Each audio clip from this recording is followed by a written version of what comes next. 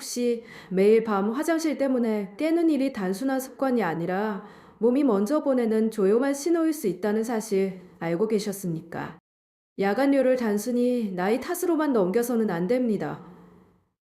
밤에 한 번쯤 화장실에 가는 일은 누구에게나 있을 수 있습니다. 그래서 많은 분들이 이렇게 생각하십니다. 나이가 들면 원래 잠이 얕아지고 밤에 자주 깨는 법이지.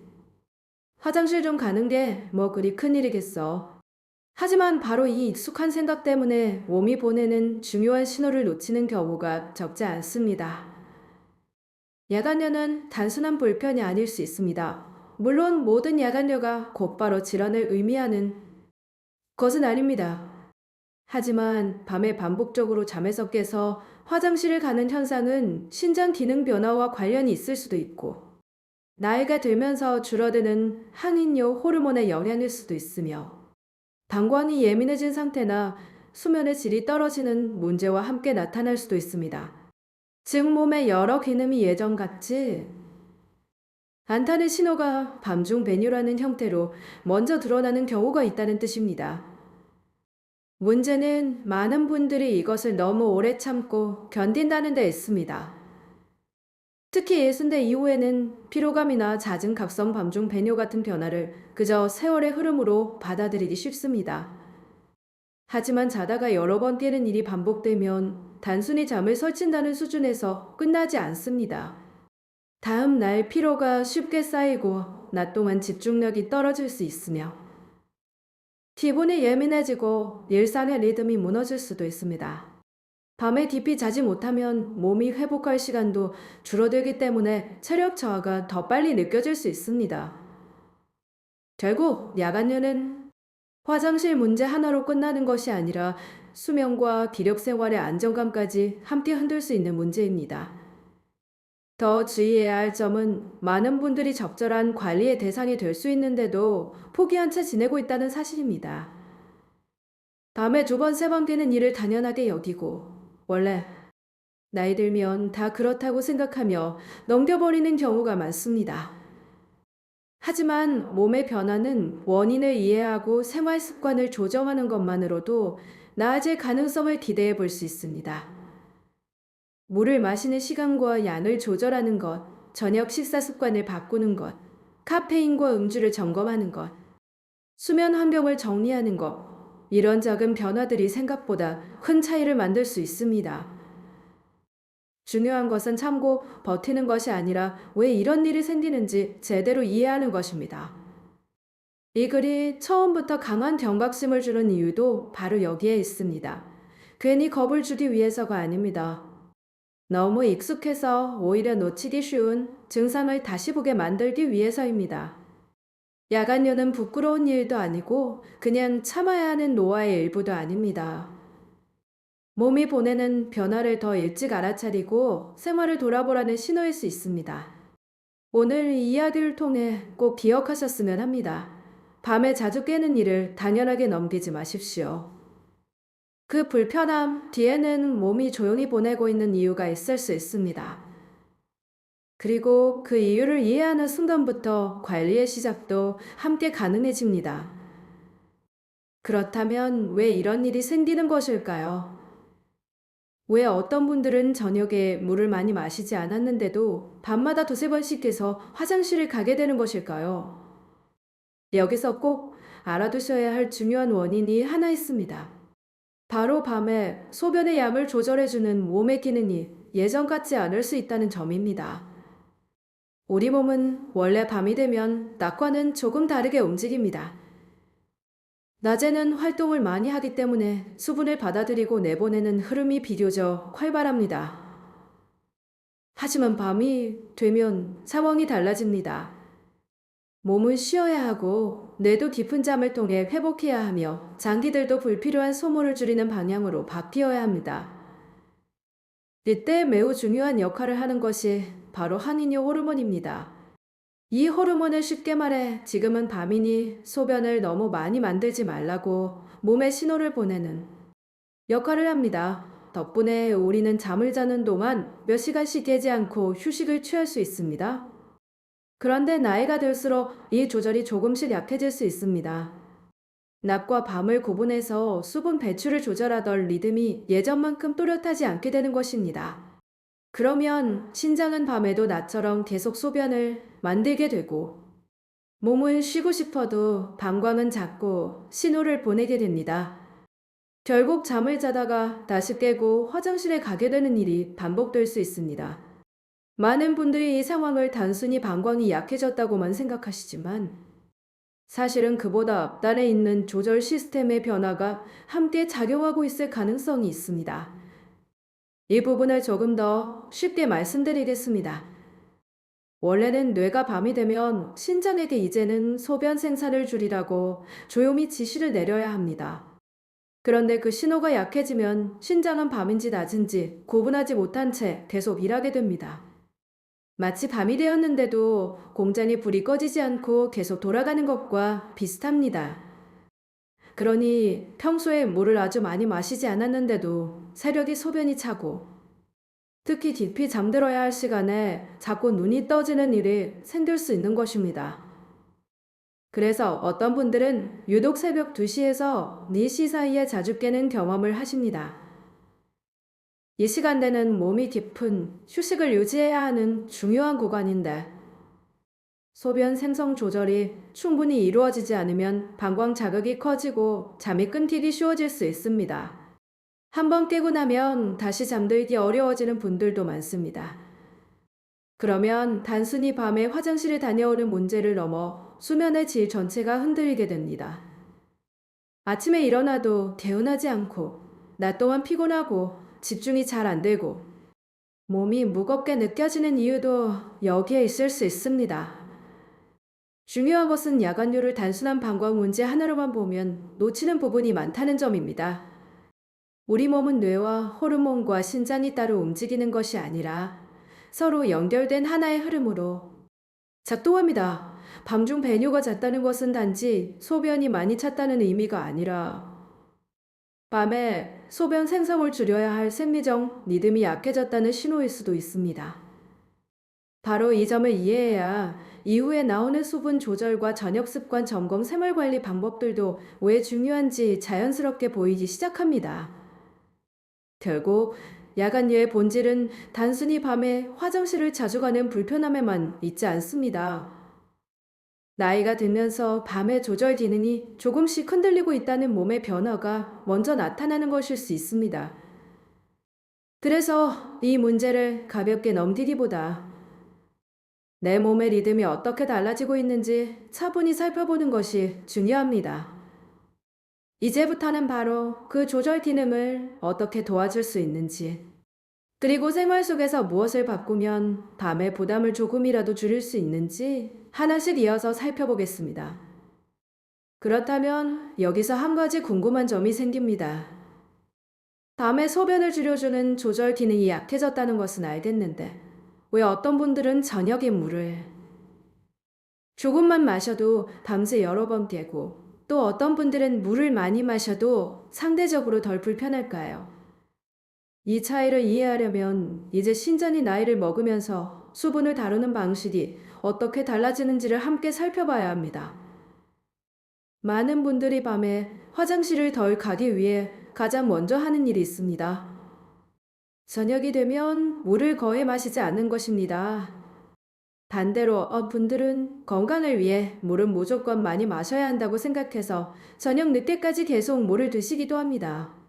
그런데 이 두 가지 모두 경우에 따라서는 오히려 야간류를 더 불편하게 만들 수 있습니다. 물을 너무 적게 마시면 몸은 점점 마르게 되고 소변은 진해집니다. 이렇게 농축된 소변은 방광을 더 예민하게 자극할 수 있어서 양이 많지 않아도 자주 마렵게 느껴질 수 있습니다. 반대로 저녁 시간에 물을 한꺼번에 많이 마시면 그 수분이 밤사이에 빠르게 소변으로 만들어져 방광에 부담을 줄 수 있습니다. 결국 중요한 것은 물을 아예 끊는 것도 아니고 무조건 많이 마시는 것도 아니라는 점입니다. 여기서 꼭 기억하셔야 할 핵심이 있습니다. 야간의 관리의 중심은 단순히 물이 아니라 내 몸이 수분을 얼마나 안정적으로 붙잡아 둘 수 있느냐에 있습니다. 나이가 들면 몸은 젊었을 때와 같은 방식으로 수분을 다루지 못할 수 있습니다. 세포가 수분을 머금는 힘도 달라지고 신장이 수분과 전해질의 균형을 맞추는 능력도 예전 같지 않을 수 있습니다. 그래서 같은 한 컵의 물을 마셔도 어떤 분에게는 몸 안에 비교적 안정적으로 머물지만 어떤 분에게는 금방 소변으로 빠져나가 버릴 수 있습니다. 이 점을 쉽게 비유하면 이렇습니다. 스스펀지는 물을 머금는 힘이 좋습니다. 물을 흡수하면 비교적 안정적으로 간직하고 천천히 내보냅니다. 하지만 오래된 스펀지는 겉으로는 물을 먹는 것 같아도 오래 붙잡아 두지 못하도 쉽게 흘려보냅니다. 우리 몸도 나이가 들면 이와 비슷한 변화를 겪을 수 있습니다. 물을 마셨다고 해서 모두 같은 방식으로 유지되는 것이 아니라 얼마나 잘 머물고 얼마나 급하게 빠져나가는지가 달라질 수 있는 것입니다. 바로 이 차이가 밤중 배뇨의 횟수와도 연결될 수 있습니다. 그래서 야간류를 관리할 때 가장 위험한 생각 중 하나가 저녁에 목이 말라도 참아야 한다는 생각입니다. 또 다른 위험한 생각은 건강을 위해 늦은 밤까지 물을 많이 마셔야 한다는 생각입니다. 문제는 그딴입니다. 우리 몸은 억지로 몰아붙이는 방식보다 균형 있게 조절하는 방식에 더 잘 반응합니다. 낮 또한 필요한 수분을 조금씩 나누어 마시고 저녁에는 신장이 과하게 부담을 느끼지 않도록 천천히 조절해 주는 것이 더 중요합니다. 이것은 단순한 생활 습관 조언이 아니라 노화된 몸이 수분을 처리하는 방식을 이해한 뒤에 나오는 아주 중요한 원리입니다. 결국 야간류는 밤에 소변이 많아지는 현상만을 뜻하지 않습니다. 그보다 앞에서 이미 몸의 수분 균형이 예전과 달라지고 있다는 뜻일 수 있습니다. 신장이 수분을 다루는 효율이 떨어지고 몸이 수분을 붙잡아두는 힘이 약해지면 밤은 더 쉽게 깨지고 방광은 더 쉽게 자극을 받게 됩니다. 그래서 우리는 단순히 화장실 횟수만 볼 것이 아니라 내 몸이 물을 받아들이고 유지하고 배출하는 전체 흐름을 함께 보아야 합니다. 이제 여기까지 이해하셨다면 다음 이야기가 훨씬 중요해집니다. 그렇다면 이런 몸의 변화를 생활 속에서 어떻게 도와줄 수 있을까요? 물을 어떻게 마셔야 하고 무엇을 함께 조절해야 하며 왜 어떤 음식과 습관이 밤의 부담을 줄이는데 연결되는지 이제부터 그 부분을 하나씩 이어서 살펴보겠습니다. 어떤 분들은 이렇게 말씀하십니다. 나는 저녁에 물도 많이 안 마셨고 소변량도 그렇게 많지 않은 것 같은데 왜 이렇게 자주 깨는지 모르겠다. 바로 이 지점에서 생각해 봐야 할 것이 방광의 민감도와 골반 기능의 변화입니다. 야간뇨는 단순히 소변 양만으로 설명되지 않는 경우가 많기 때문입니다. 원래 건강한 방광은 어느 정도 충분한 양의 소변이 차야 뇌에 신호를 보냅니다. 다시 말해 아직 참을 수 있는 단계에서는 몸이 크게 반응하지 않고 정말 화장실에 가야 할 시점이 되었을 때 비로소 분명한 신호를 보내는 것입니다. 그래서 정상적인 상태에서는 잠을 자는 동안 조금씩 소변이 차더라도 쉽게 깨지 않고 아침까지 비교적 편안하게 잘 수 있습니다. 하지만 나이가 들면서 방광 근육의 탄력이 떨어지고 신경 조절 기능이 예전 같지 않게 되면 상황이 달라질 수 있습니다. 이때는 소변이 많이 차지 않았는데도 방광이 먼저 예민하게 반응하면서 지금 당장 화장실에 가야 할 것 같은 느낌을 보낼 수 있습니다. 쉽게 말씀드리면 방광이 너무 민감한 경비원처럼 변하는 것입니다. 예전에는 정말 필요한 순간에만 문을 두드리던 경비원이 이제는 작은 소리에도 바로 경보를 울리는 것과 비슷합니다. 실제로는 아직 충분히 참을 수 있는 상태인데도 몸은 급하게 움직이게 되고 그 순간 잠이 깨면서 화장실을 찾게 됩니다. 이런 일이 반복되면 본인은 분명히 밤마다 소변 때문에 깨는 것 같지만 막상 화장실에 가보면 생각보다 양이 많지 않은 경우도 적지 않습니다. 바로 이런 현상이 방광 과민성과 관련이 있을 수 있는 부분입니다. 여기서 중요한 것은 많은 분들이 밤에 화장실을 자주 가는 이유를 오직 물 섭취량이나 전립선 문제 하나로만 생각하기 쉽다는 점입니다.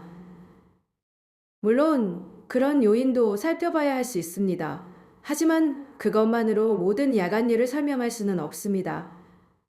앞에서 말씀드린 것처럼 밤에는 항이뇨 호르몬의 조절이 중요하고 또 신장이 수분을 얼마나 안정적으로 붙잡아둘 수 있는지도 중요합니다.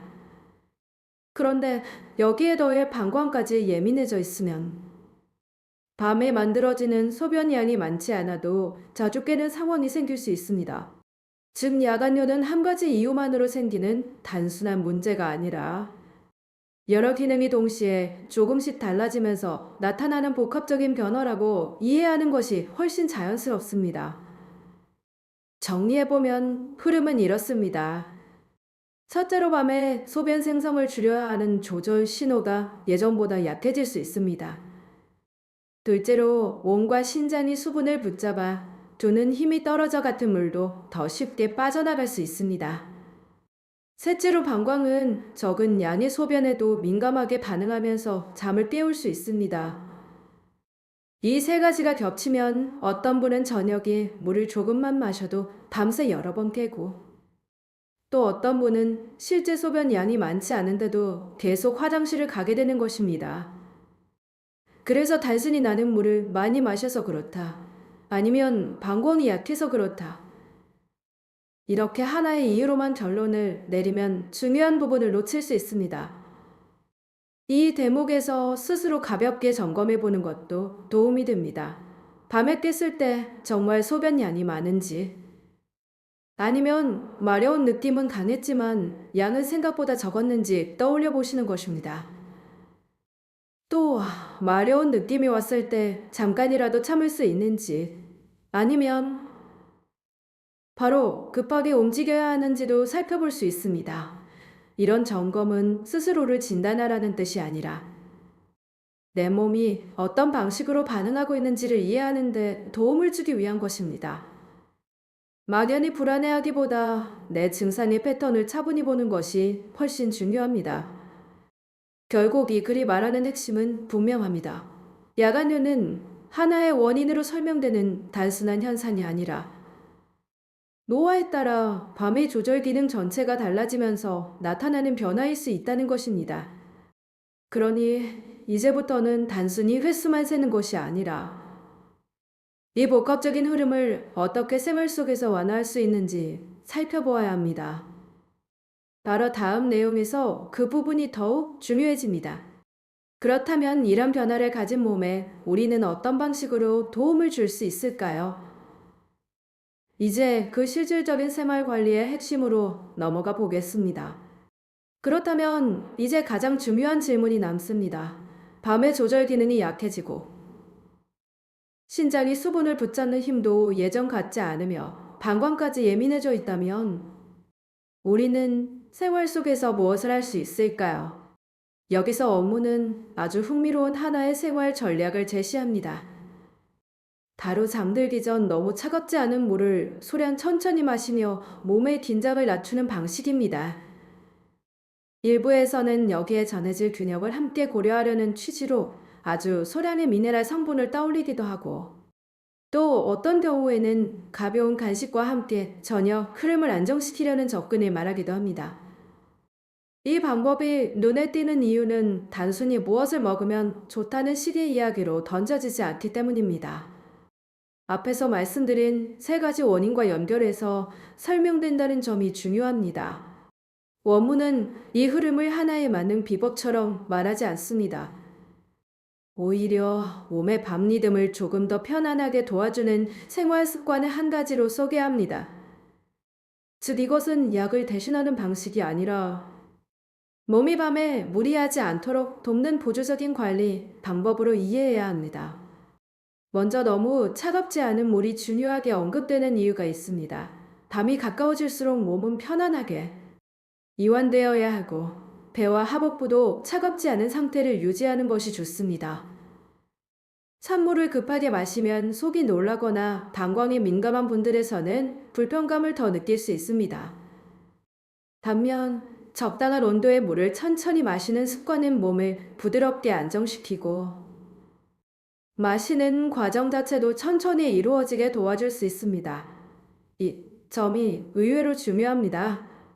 급하게 들이키는 물은 몸에 부담을 줄 수 있지만 천천히 마시는 물은 저녁의 긴장을 낮추는데 도움을 줄 수 있기 때문입니다.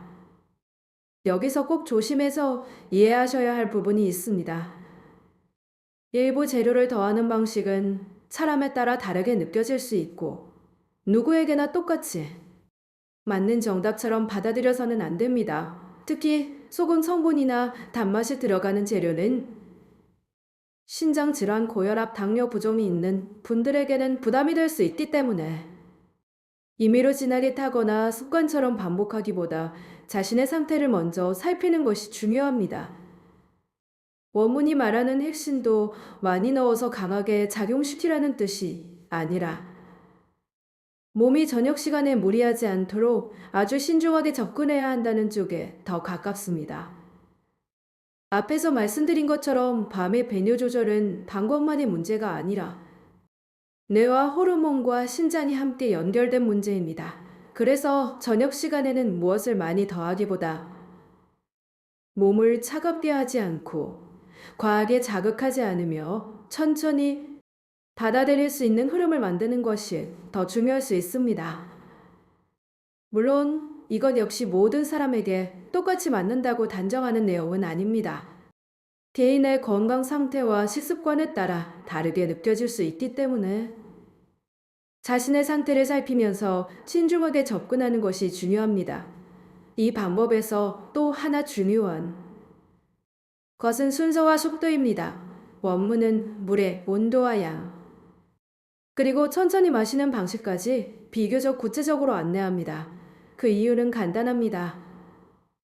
이 흐름의 핵심은 많이 먹는 데 있는 것이 아니라 몸을 따뜻한 방향으로 안정시키고 방광의 긴장을 덜 자극하며 저녁 시간의 부담을 줄이는 데 있기 때문입니다.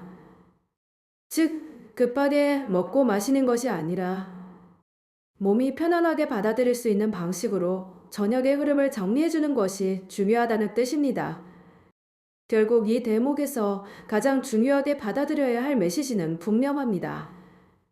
잠들기 전 너무 차갑지 않은 물을 소량 천천히 마시고 과한 자극을 피하면서 몸의 반응을 살피는 방식은 야근류의 여러 원인을 함께 생각한 생활 전략이 될 수 있다는 점입니다. 밤에 소변이 많이 만들어지는 문제, 수분이 쉽게 빠져나가는 문제, 담광이 예민하게 반응하는 문제를 함께 고려한 다이어트라는 것입니다. 하지만 이것을 과장해서 어떤 사람에게나 반드시 효과가 있는 해결책처럼 받아들여서는 안 됩니다. 이 글의 흐름 안에서 이것은 어디까지나 생활 습관을 조정하는 하나의 축입니다. 그리고 바로 다음 내용에서는 이 방법을 그대로 쓰기 어렵거나 특정 재료가 부담스러운 분들은 어떻게 접근해야 하는지 더 중요한 이야기가 이어집니다. 그런데 여기서 꼭 한 가지 더 짚고 넘어가야 할 부분이 있습니다.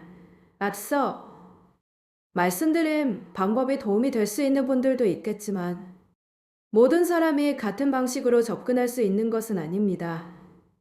특히 당뇨가 있거나 평소 혈당 변동에 민감한 분들이라면 단맛이 들어가는 재료나 늦은 시간의 간식 자체가 부담스럽게 느껴질 수 있습니다. 아무리 좋은 취지로 설명을 들어도 내 몸 상태에 맞지 않으면 오히려 불안해질 수 있기 때문입니다. 그래서 원문은 이 부분을 그냥 지나가지 않고 혈당이 걱정되는 분들을 위한 별도의 대안을 따로 설명합니다. 바로 여기서 이 글의 균형감이 드러납니다. 하나의 방법을 모두에게 똑같이 권하는 것이 아니라 몸 상태에 따라 접근을 달리해야 한다는 점을 분명히 짚어주기 때문입니다. 원문이 제시하는 대안의 핵심은 비교적 단순합니다. 기본 흐름은 몸을 차갑게 하지 않고 늦은 시간에 과하게 자극하지 않도록 하는 데 두고 필요하다면 가벼운 견과류처럼 부담이 덜한 선택지를 천천히 소량으로 곁들이는 방식입니다. 여기서 중요한 것은 단순히 재료만 바꾸는 것이 아니라 그 목적이 무엇인지 이해하는 것입니다. 앞의 방법에서 핵심이었던 것은 밤 동안 몸이 너무 급하게 흔들리지 않도록 보다 안정적인 흐름을 돕는 데 있었습니다.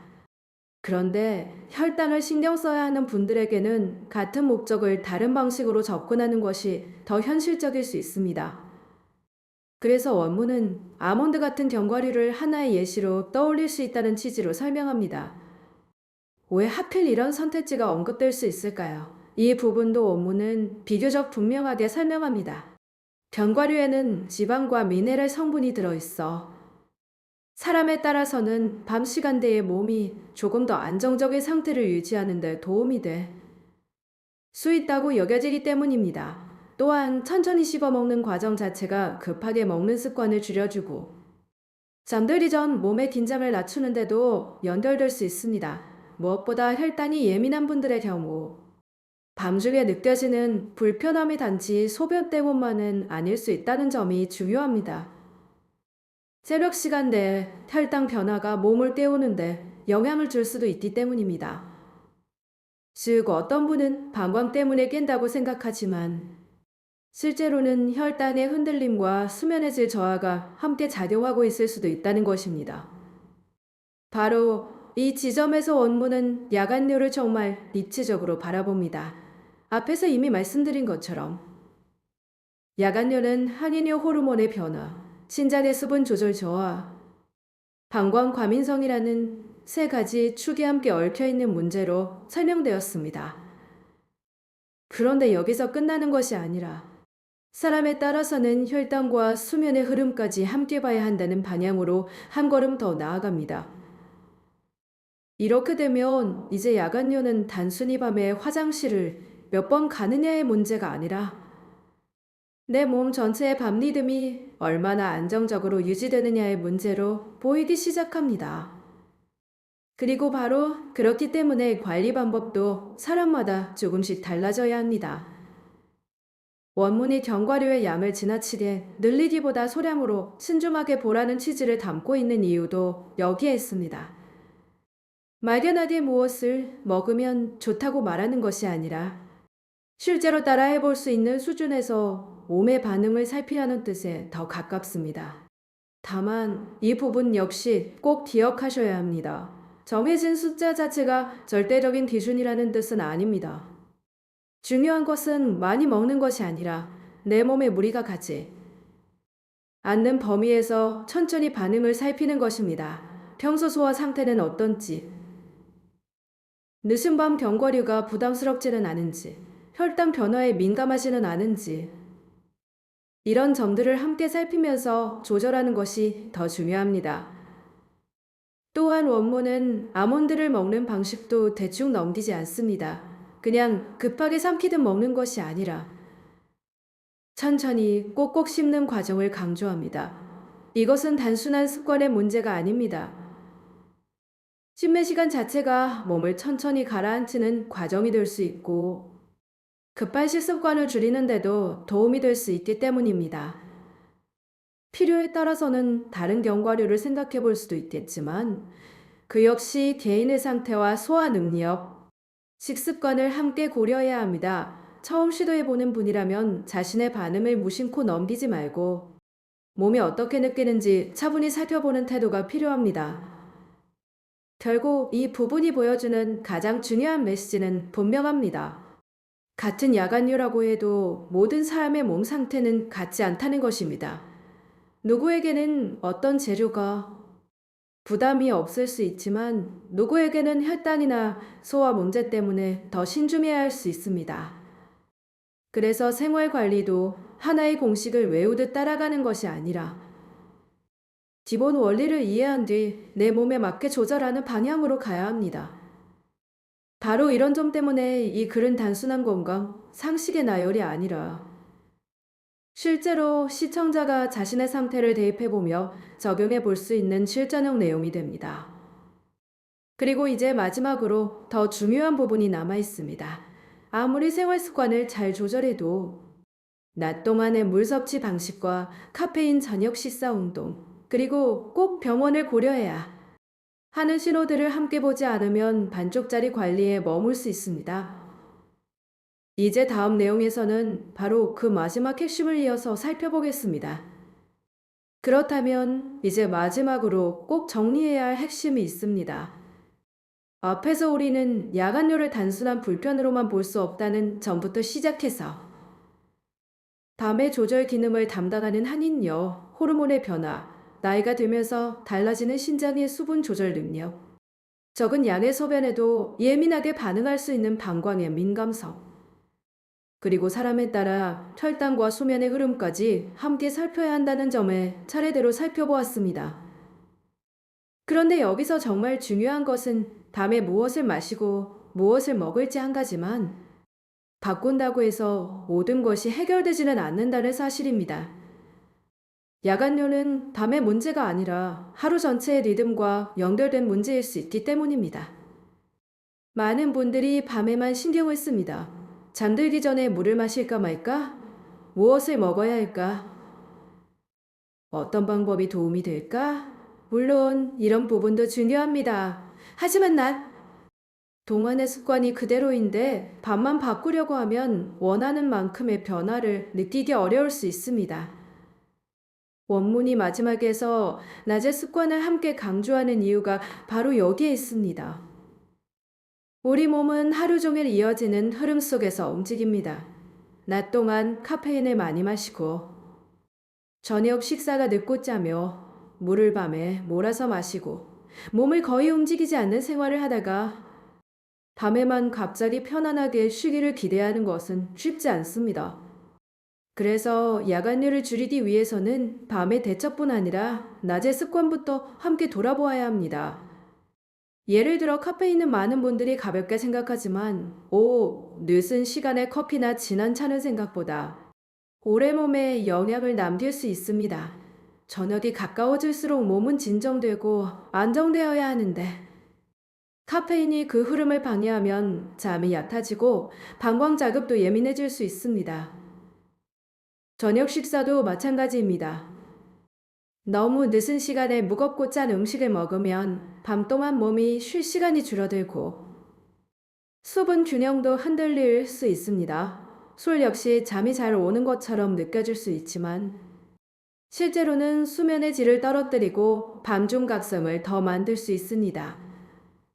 그래서 원문은 저녁 식사는 너무 늦지 않게, 너무 짜지 않게, 너무 무겁지 않게 조절하는 것이 중요하다고 말합니다. 그리고 물도 밤에 한꺼번에 몰아 마시는 것이 아니라 낮 동안 조금씩 나누어 마시는 습관이 더 중요하다고 정리합니다. 여기에 더해 몸의 기능을 보조하는 작은 움직임도 필요합니다. 나이가 들수록 골반저근과 방광 주변의 기능이 약해질 수 있기 때문에 가벼운 케겔, 운동이나 이완 스트레칭은 도움이 될 수 있습니다. 중요한 것은 무리한 운동이 아니라 몸을 긴장시키지 않고 꾸준히 움직이는 습관입니다. 오랫동안 앉아있는 생활, 걷는 시간이 너무 적은 생활, 잠들기 전까지 몸과 마음이 계속 긴장된 상태는 밤의 편안함을 더 멀어지게 만들 수 있습니다. 그래서 야간요 관리란 특별한 비법 하나를 찾는 일이 아니라 하루 전체의 생활 흐름을 조금씩 바로잡아가는 과정에 더 가깝습니다. 하지만 여기서 반드시 분명히 선을 그어야 할 부분도 있습니다. 생활 습관 조절은 분명 도움이 될 수 있는 영역이 있지만 그것이 의료적인 평가를 대신할 수는 없습니다. 특히 밤에 5번 이상 반복해서 깨는 경우, 다리가 심하게 붓거나 부종이 점점 심해지는 경우, 소변색이 평소와 다르게 매우 진하거나 붉은 기운이 보이는 경우, 소변을 볼 때 통증이 있거나 갑자기 야간뇨가 심해진 경우 또는 이미 만성신장 질환이나 고혈압 치료를 받고 있는 경우라면 반드시 병원에서 확인을 받아야 합니다. 이 부분은 절대 가볍게 넘겨서는 안 됩니다. 왜냐하면 어떤 증상은 생활 관리만으로 보기에는 부족할 수 있고 몸 안에서 다른 문제가 함께 진행되고 있을 가능성도 있기 때문입니다. 결국 이 글이 마지막까지 전하고 싶은 메시지는 아주 분명합니다. 야간류는 참고 견디는 나이 탓의 문제가 아니라 몸의 리듬이 달라지고 있다는 신호일 수 있습니다. 하지만 그렇다고 해서 지나치게 겁먹을 필요도 없습니다. 중요한 것은 무시하지 않는 것, 내 몸의 변화를 차분히 관찰하는 것, 낮과 밤의 습관을 함께 조정해 보는 것, 그리고 위험 신호가 있다면 늦지 않게 전문가의 도움을 받는 것입니다. 몸은 늘 갑자기 무너지기보다 작은 신호를 먼저 보냅니다. 밤에 자주 깨는 그 불편함도 어쩌면 내 몸이 보내는 조용한 첫 메시지일 수 있습니다. 오늘 이 영상을 보고 계신 여러분께 꼭 말씀드리고 싶습니다. 참기만 하지 마십시오. 가볍게 넘기지도 마십시오. 오늘부터 물을 마시는 시간, 저녁 식사, 카페인, 수면 습관, 그리고 내 몸의 반응을 하나씩 돌아보시기 바랍니다. 작은 변화가 쌓이면 밤은 분명히 달라질 수 있습니다. 그리고 무엇보다 몸이 보내는 신호를 이해하는 순간부터 진짜 관리가 시작됩니다. 오늘 영상이 도움이 되셨다면 지금 내 생활에서 가장 먼저 바꾸고 싶은 습관이 무엇인지 댓글로 남겨주세요.